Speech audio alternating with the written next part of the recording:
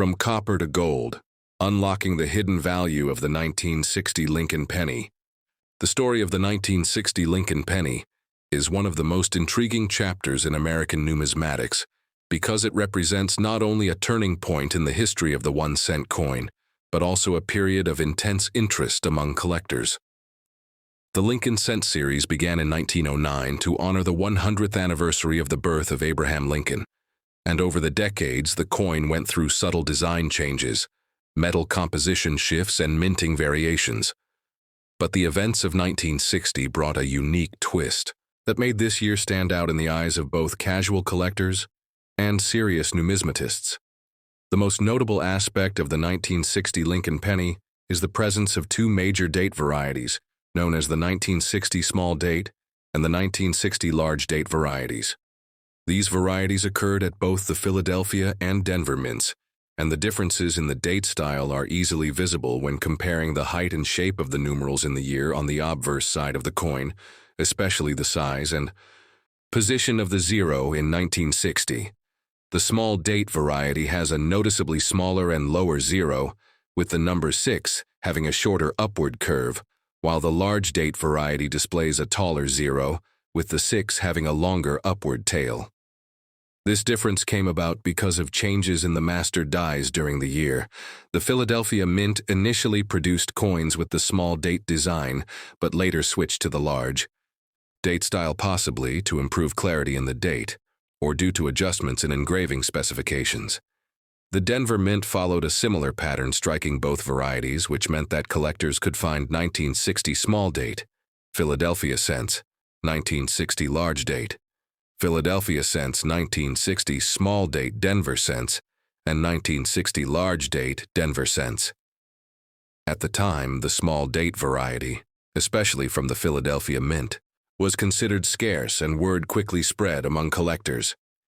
Dealers and hobbyists began promoting the small date coins as future rarities, leading to a surge in hoarding. Many people started setting aside rolls of uncirculated 1960 small date cents in hopes of profiting from their perceived rarity. However, the actual mintages reveal that while the small date coins were produced in lower numbers compared to the large date, they were not truly rare. Millions were struck and saved, but because so many were kept in pristine condition, high-grade examples remain common today, even more than 60 years later. The year 1960 also saw continued use of the Lincoln Memorial reverse design, which had been introduced in 1959 to replace the wheat ears reverse. The Memorial reverse depicted the Lincoln Memorial in Washington, D.C., with the tiny figure of Lincoln visible between the central columns.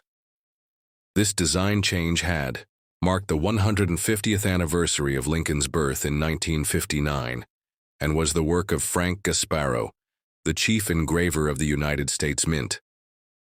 The obverse portrait of Lincoln by Victor David Brenner remained unchanged, retaining its strong historical presence and recognition among the American public. In terms of composition, the 1960 Lincoln cent was struck from the traditional bronze alloy of 95% copper and 5% tin and zinc. This composition had been standard for cents since 1909, except during World War II when steel cents were issued in 1943 to save copper for the war effort.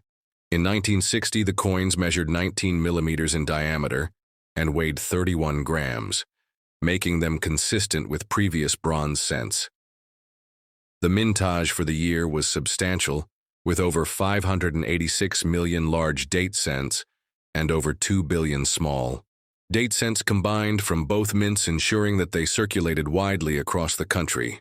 From a collector's standpoint, the value of a 1960 Lincoln penny depends heavily on its variety, mint mark, and condition.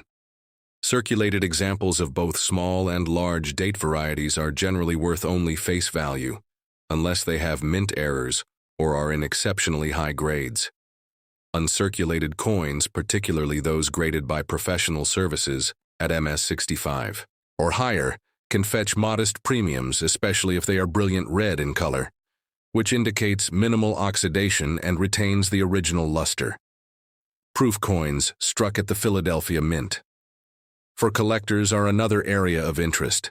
These proof coins were specially made with polished dies and planchets, resulting in sharp details and mirror-like surfaces.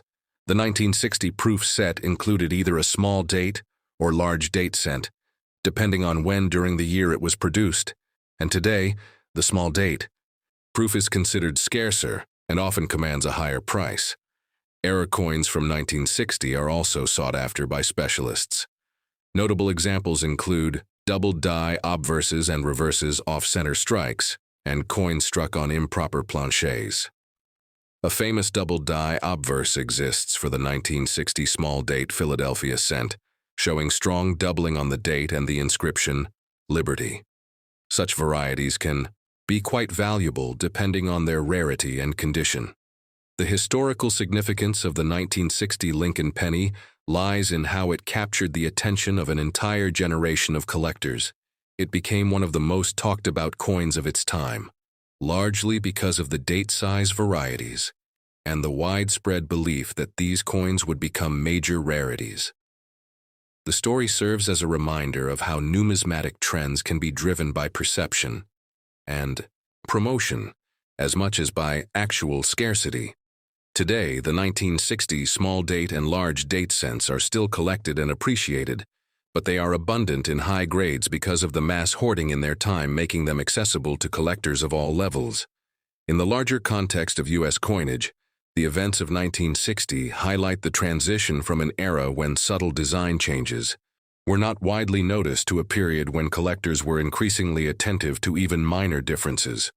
This heightened awareness paved the way for the modern hobby, where varieties, errors, and minting quirks are meticulously documented and pursued. The 1960 Lincoln penny therefore stands not just as a coin, but as a symbol of the growing sophistication of American numismatics in the mid-20th century.